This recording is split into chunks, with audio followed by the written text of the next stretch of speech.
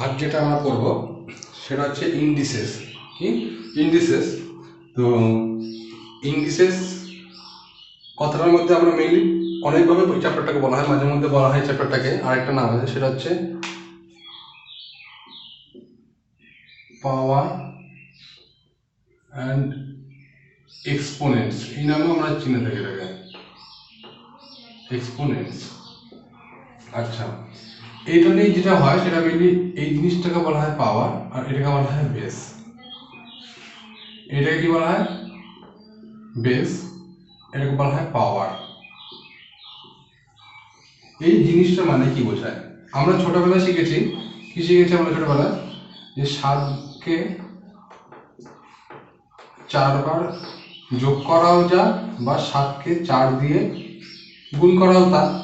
তো আজকে আমরা তার থেকে একটু বেশি কিছু শিখবো। যেটা শিখবো সেটা হচ্ছে 7কে 4 বার গুণ করলে কি হয়। যেটা হয় সেটাকে আমরা লিখবো 7 এর পাওয়ারে 4। 7কে 4 টাইমস মাল্টিপ্লাই করছে, কতবার? 4 বার। তাহলে কি হবে? 7 টু দি পাওয়ার 4। আর 7কে 4 টাইমস অ্যাড করলে কি হয়? 7 ইন্টু 4। আচ্ছা, এইটুকুটাকে যদি বোঝা যায়, তাহলে এ টু দি পাওয়ার এম, এইখানে যদি আমরা আসি, এই কথা বোঝাচ্ছে এ ইন্টু এ ইন্টু এ ইন্টু, এরকম চলতেই থাকবে, ইন্টু এ কতবার অবধি? আপ টু এম টাইমস, মানে এম বার অবধি এটা এই গুণটা চলছে। এম বার অবধি, এটা প্রথম, এটা দ্বিতীয়, এটা তৃতীয়, এরকম কতগুলা এম সংখ্যক এ আছে। এখানে কতগুলো এম এ আছে? এম সংখ্যক, মানে 10টা থাকতে পারে, 5টা থাকতে পারে, সেরকম এখানে এম সংখ্যক এ আছে। আচ্ছা, এটা যদি বুঝে যাওয়া যায়, তাহলে এবার আমরা অল্প কিছু ফর্মুলার সাথে এগোবো। সেটা হচ্ছে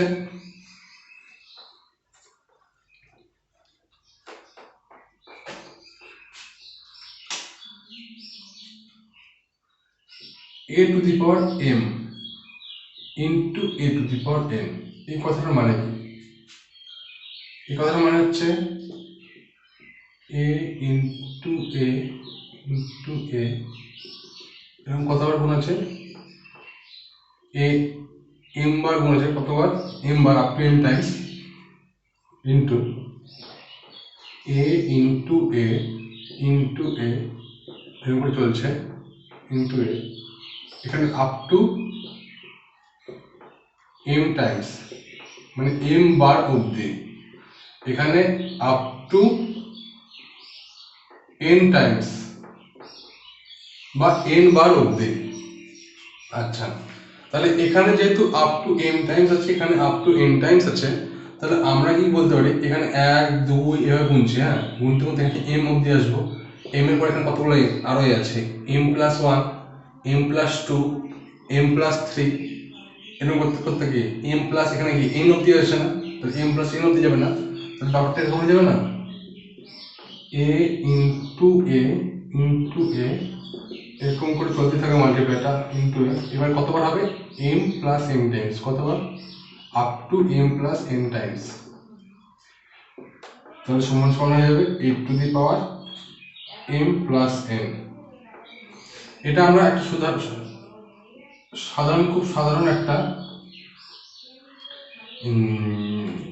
উদাহরণের সাহায্যে ভেরিফাই করে দেব। হ্যাঁ, খুব ছোট্ট একটা উদাহরণের সাহায্যে একটু ভেরিফাই করার চেষ্টা করি ফর্মুলাটাকে। সেটা হচ্ছে 2 স্কোয়ার ইন্টু 2 এর কিউব। তাহলে এখানে m কত? 2, n কত? 3, আর a কত? 2। তারপরে কি হবে? ফর্মুলা বলতে হবে 2 টু দি পাওয়ার 2 প্লাস 3, মানে 2 to the power 5। 2 to the পাওয়ার 5 কত হয়? 32। এবার দেখা যাক এই দুটোকে গুণ করে। 2 দুগুণ 4, কারণ 2 স্কোয়ার কত হয়? 4, ইন্টু 2 এর কিউব কত হয়? 8, 4 ইন্টু 8 করে কত হবে? 32 না? তাহলে এই দুটো মাল্টিপ্লাই করে 32 আসলো, আবার এখানে প্লাস করে দিয়ে 32 আসলো, দুটো রেজাল্টই সেম আসলো না? তাহলে এখান থেকে আমি বলতে পারবো না যে এই ফর্মুলাটা আমাদের ঠিক আছে, ফর্মুলাটা ভেরিফাইড হয়ে গেল। এই একটা ফর্মুলা। এবার আরেকটা দ্বিতীয় ফর্মুলার দিকে এগোবো আমরা। সেটা শুধুমাত্র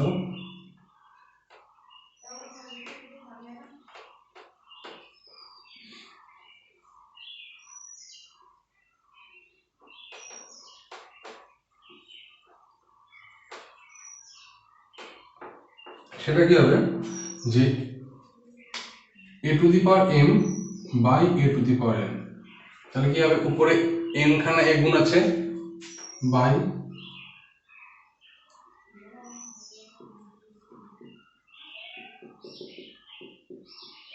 এখানে আপ টু m টাইমস মানে m বার পর্যন্ত, আর এখানে আপ টু n টাইমস মানে n বার পর্যন্ত। তাহলে এখানে দেখা যাবে যে অনেকগুলো a কেটে যাবে না, a কেটে যাওয়ার পর কতগুলো a পড়ে থাকবে উপরে, n খানা a কেটে যাবে না, n খানা a, কারণ কি নিচে n খানা a আছে, n টাইমস a আছে, তাহলে n টাইমস a কি কেটে যাবে, তাহলে পরে কত থাকবে, m টা ছিল আমার m টাইমস ছিল, তার মধ্যে কি n টাইমস কি চলে গেল বুঝ থেকে, কারণ কি ক্যান্সেল আউট হয়ে গেল, ক্যান্সেল আউট হয়ে যাওয়ার ফলে এবার যেটা থাকবে সেটা কি হবে m মাইনাস n, কারণ ক্যান্সেল আউট বা চলে যাওয়ার ফলে আমরা কি হচ্ছে উপরে কি n এর সংখ্যা এর সংখ্যা কমে যাচ্ছে, কমে গেলে আমরা ম্যাথমেটিক্যাল ল্যাঙ্গুয়েজে কিভাবে বুঝাই মাইনাস দিয়ে, তাহলে এখানে কতগুলো পড়ে থাকবে m মাইনাস n, লিখে যাবে a to the power m minus n। এবার একটা সাধারণ উদাহরণ দিয়ে আমরা বুঝে নিই, সেটা হচ্ছে আমি ভেবে নিচ্ছি আগের অঙ্কটার মধ্যে করি 2 এর কিউব বাই 2 স্কোয়ার, তাহলে কি আসবে 2 to the power 3 minus 2 by 2 to the power 1, মানে কারো পাওয়ার 1 মানে কি সেই সংখ্যাটা। এবার এই জিনিসটা পাওয়া যায়, এই জিনিসটা করলে কি আসবে 2 ইন্টু 2 ইন্টু 2 বাই 2 ইন্টু 2, তার দুটো 2 ক্যান্সেল আউট হয়ে যাবে না, তাহলে কত পড়ে থাকবে 2 পড়ে থাকবে, তাহলে এই যে 2 আসলো এই যে 2 আসলো দুটো সেমই আসলো না, তাহলে আমরা কি বলতে পারি না যে ফর্মুলাটা ভেরিফাইড হয়ে গেছে, ফর্মুলাটা কি হয়ে গেছে, ফর্মুলাটা ভেরিফাইড হয়ে গেছে। আচ্ছা এই জিনিসটা যদি বুঝে যাওয়া যায় তারপরে এরপরে আমরা করছি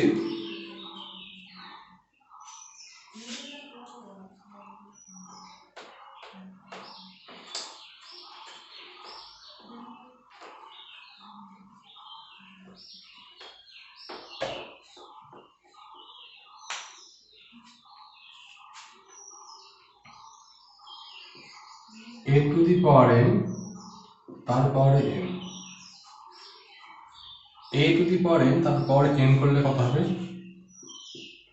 a to the power m into n। এখানে কয়েকটা জিনিস আমি মাথা রাখতে বলবো, সেখানে হচ্ছে a to the power m তার পাওয়ারে যদি n থাকে এই জিনিসটা, সেটা কিন্তু কখনোই a to the power mn হয় না, কারণ কি এখানে m এর পাওয়ার n আছে আর এখানে a to the power n তার whole to the power n আছে, এর মধ্যে পার্থক্য আছে। এখানে বোঝানো হচ্ছে যে a to the power n তার পাওয়ার n, আর এখানে বোঝানো হচ্ছে শুধুমাত্র m এর পাওয়ার n, তো এর মধ্যে একটু পার্থক্য রয়েছে, যার জন্যই এই জিনিসটা হয় না। আমরা বোঝাবো উদাহরণের সাহায্যে কেন হচ্ছে। এবার এই যে ফর্মুলাটা আমি লিখলাম সেটা যে ঠিক সেটা একবার পরীক্ষা করে নেওয়া যাক। আমি লিখছি 2 তার পাওয়ারে 3 তার স্কোয়ার, তাহলে কত আসবে 2 এর কিউব কত হয় 8 তার স্কোয়ার মানে 64, আর এখানে কি বলছি আমি, এখানে বলছি আমি 2 তার কি হবে 3 ইন্টু 2 আর 2 টু দি পাওয়ার কি হবে 6, এটা মানে 64ই হয়, তা দুটো মিলে গেল, তাহলে ফর্মুলা ঠিক আছে।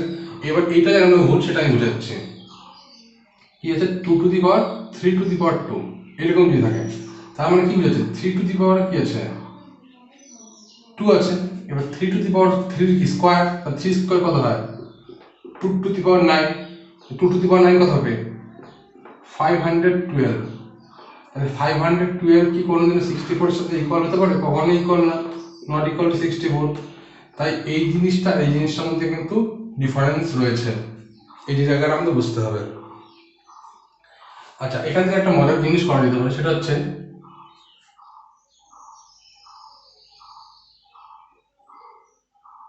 আমরা কি জানি কারো পাওয়ারে -1 লেখাও যায়,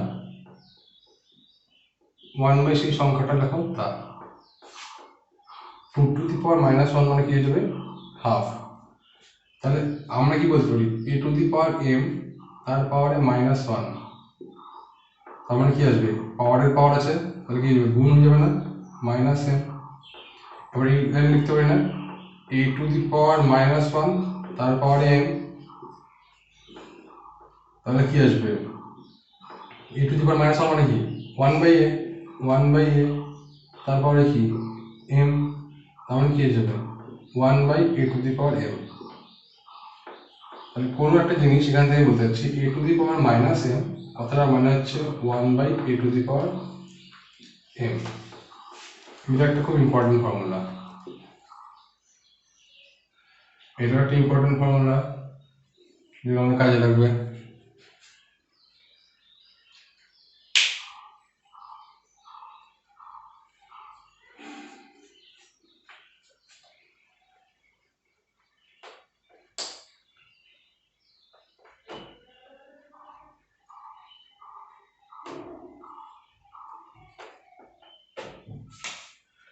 এবার a⁻m ইন্টু b⁻m, এতক্ষণ যেগুলো ছিল তার থেকে এটা একটু পার্থক্য আছে।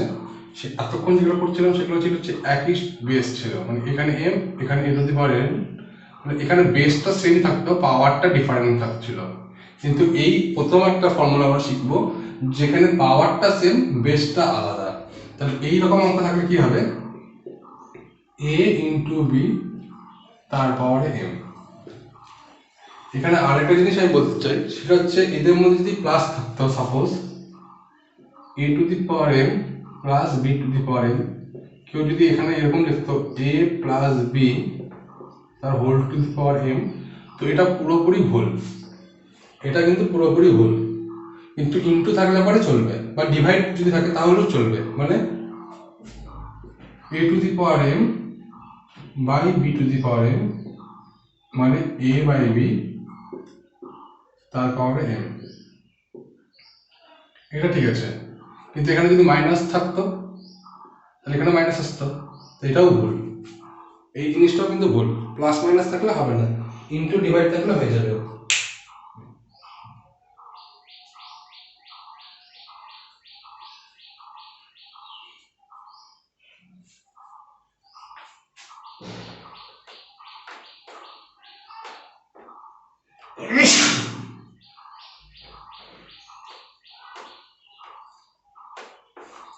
এবার যেটা বলবো আমরা সেটা হচ্ছে যদি x⁻m ইকুয়াল টু x⁻n হয়, তাহলে এটা একটা আসলে ইকুয়েশন সলভ করার মতো। এইখানে পাওয়ারগুলো ডিফারেন্ট আছে কিন্তু বেসটা সেম আছে, তাহলে এরকম যদি অঙ্ক আসে তাহলে এখান থেকে আমরা বলতে পারি কম্পেয়ার করে যে m আর n কি সমানই হবে। কখন বলতে পারবো, যখন x মান 0 হবে না, -1 হবে না, আর 1 হবে না। কারণ কি, যদি x এর মান 0 হতো তাহলে 0 এর পাওয়ারে 5 লেখাও যায়, 0 এর পাওয়ারে 6 লেখাও তা, তাহলে সেখান থেকে কি আমি বলতে পারতাম 5 সমান 6? কখনোই না। তাই এই কন্ডিশনটা দেওয়া আছে যে x কখনো 0 যেন না হয়। এবার -1 কেন হতে পারে না, কারণ -1 এর স্কয়ার করলেও যা হয়, -1 এর পাওয়ারে 4 করলেও তাই হয়, কত হয় 1 হয়। তাহলে কি এখান থেকে আমি বলতে পারবো -1 এর স্কয়ার সমান -1 এর পাওয়ারে 4, তাহলে আমি কি বলতে পারবো 2 = 4? বলতে পারবো না, তাই এই জিনিসটাও ক্যান্সেল। আবার 1 এর পাওয়ারেও 2 যা, 1 এর পাওয়ারে 4 ও তা, সমান সমান কি 1। তাহলে এটা সমান সমান এটা হয়ে গেল, তাহলে কি পাওয়ারগুলো সেম হচ্ছে? হচ্ছে না। তাহলে এই জন্য এই তিনটা কেসকে এখান থেকে বাদ দেওয়া হয়েছে। এই তিনটা সংখ্যা ছাড়া x এর যে কোনো যদি ভ্যালু হয়, x এর যে কোনো মানের জন্য আমি কি বলতে পারবো যে m = n।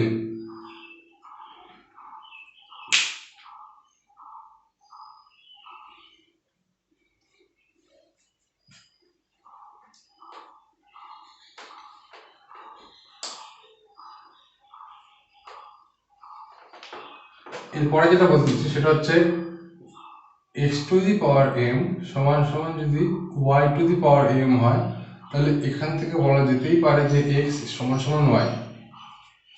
কিন্তু এখানেও আবার একটা জিনিসের কন্ডিশন আছে, সেটা বলে দিতে হবে যে m not equal to 0। m not equal to 0 কেন? কারণ কোনো একটা সংখ্যার পাওয়ারে a⁻0 মান হয় 1, যে কোনো সংখ্যার পাওয়ারে 0 হয়। এটা কেন হচ্ছে সেটা আমরা বলে দিতে পারবো খুব সহজেই।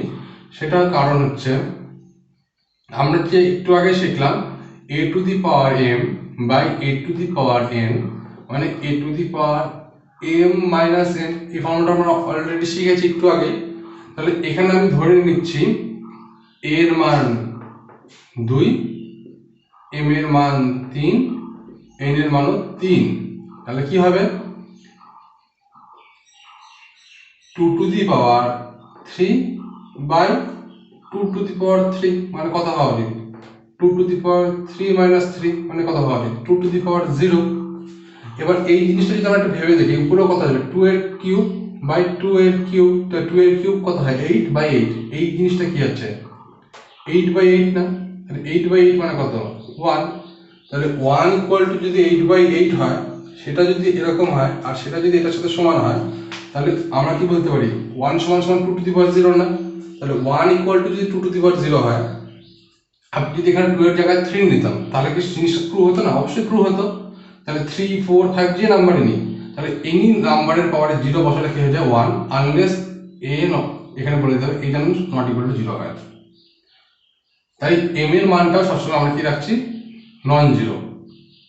m এর মান যদি নন জিরো একটা নাম্বার হয় তাহলে x ইকুয়াল টু y হবে, আর যদি m এর মানটা 0 হয়ে যায় তাহলে কি হয়ে যাবে x two the power 0 equal to y two the power 0 equal to 1।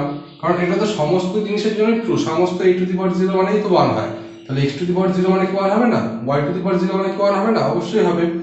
তাহলে x টু দি পাওয়ার 0 যদি 1 হয়, y টু দি পাওয়ার 0 যদি 1 হয়, তাহলে কি আমি বলতে পারবো x ইকুয়াল টু y? এই বলাটা ভুল হবে। কারণ কি 2 to the power 0 1, 3 two the পাওয়ার 0 1, তাহলে কি 2 ইকুয়াল টু 3 হবে? কখনোই হবে না। আমি আরেকবার বলছি 2 টু দি পাওয়ার 0 কত হয় 1, 3 টু দি পাওয়ার 0 কত হয় 1, তাহলে কি এখান থেকে বলা যাবে 2 ইকুয়াল টু 3? কখনোই বলা যাবে না।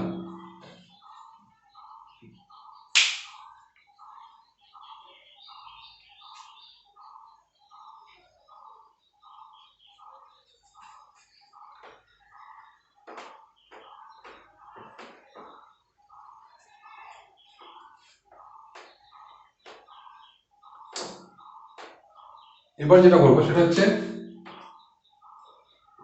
-1 তার পাওয়ারে n। এবার n যদি একটা জোড় সংখ্যা হয়, n যদি একটা ইভেন নাম্বার হয়, n is an even number, n is an even number যদি হয়, তাহলে কি হবে -1 into -1 into -1 into -1। আচ্ছা, আমরা কি জানি যে কোনো ইভেন নাম্বারকে আমি পেয়ার আপ করতে পারবো না? পেয়ার মানে কি জোড়া জোড়া করে করতে পারবো। তাহলে প্রথম দুটাকে নিয়ে একটা জোড়া, কারণ যেহেতু কি আমার কি এটা ইভেন নাম্বারে, তাহলে কতবার গুণ হবে n টাইমস। তাহলে প্রথম দুটাকে নিয়ে একটা জোড়া, আবার 3 আর 4 নিয়ে একটা জোড়া, তো এরকম করতে করতে সেকেন্ড লাস্ট আর লাস্টেরটাকে নিয়ে আরেকটা জোড়া। কারণ কি যে কোনো ইভেন নাম্বারকে আমি পেয়ার আপ করতে পারবো। কারণ কি 50 একটা কি ইভেন নাম্বার, 50 একটা ইভেন নাম্বার, তোর মধ্যে কতগুলো পেয়ার আছে 25টা পেয়ার। 100 কি একটা ইভেন নাম্বার, তো 100 এর মধ্যে কয়টা পেয়ার আছে 100 এর মধ্যে 50টা পেয়ার আছে, ঠিক কি না? তাহলে 100 এর মধ্যে 50টা পেয়ার আছে। তাহলে একই রকম ভাবে এখানে যদি n যদি একটা ইভেন নাম্বার হয়, তাহলে n এর মধ্যে কতগুলো পেয়ার থাকবে n/2টা পেয়ার। তাহলে আমি কি করেছি n/2টা পেয়ার করেছি। এবার এখানে কি হচ্ছে প্রত্যেকটা পেয়ারের ভ্যালু কত দিবে 1 দিবে না, 1 into 1 into 1 এরকম করে দেবে না প্রত্যেকটা ভ্যালু। কারণ কি -1 into -1 সমান কত হবে 1। তাহলে -1 আর -1 ইনটু করে মাল্টিপ্লাই করে যদি 1 হয়, তাহলে এই গোটা রেজাল্টটা কি দিবে 1 দিবে না। এবার একই কোশ্চেনে যদি আমরা ধরে নিই n is an odd number, তাহলে এখানে কি হবে এই কেসটাতে আমরা একটা জিনিস আসবে যে লাস্টে একটা -1 এক্সট্রা পড়ে থাকবে। কারণ কি একটা অড নাম্বারের মধ্যে যদি আমরা পেয়ার করার চেষ্টা করি, তাহলে সবাই পেয়ার হওয়ার পর কি একজন কি সিঙ্গেল থাকবে, ঠিক কি না? একজন যে সিঙ্গেল থাকবে তার কি কোনো পেয়ার পাবো না, তার কি জোড়া খুঁজে পাবো না আমরা। যেমন এক্সাম্পলে 13টা সংখ্যা যদি নিয়ে করতাম, তাহলে 12টার মধ্যে তো আমি 6টা পেয়ার পেয়ে যাচ্ছি, 6 × 2 = 12, 6টা পেয়ার আছে। কিন্তু 13th নম্বর যে আছে সে কি সিঙ্গেল পড়ে থাকবে। তাহলে সেই রেসপেক্টে যদি আমি করি, তাহলে 1 1 1 1 তো মাল্টিপ্লাই হবে, এরকম করে চলতে থাকবে মাল্টিপ্লাই, কিন্তু লাস্টে একটা কি সিঙ্গেল -1 পড়ে থাকবে না। একটা 1 থাকবে, তারপর লাস্টেরটা কি থাকবে -1। তাহলে প্রত্যেকটা 1 মাল্টিপ্লাই করে তো 1 হয়, তাহলে 1 ইনটু কি -1, তাহলে কত হবে -1। তাহলে n যদি একটা অড নাম্বার হয়, এখানে একটা আমি কনক্লুশন নিচ্ছি, -1 two the power n equal to 1 when n is even, -1 to the power n equal to -1 when n is odd। আচ্ছা, এটাও যদি বুঝে যাওয়া যায়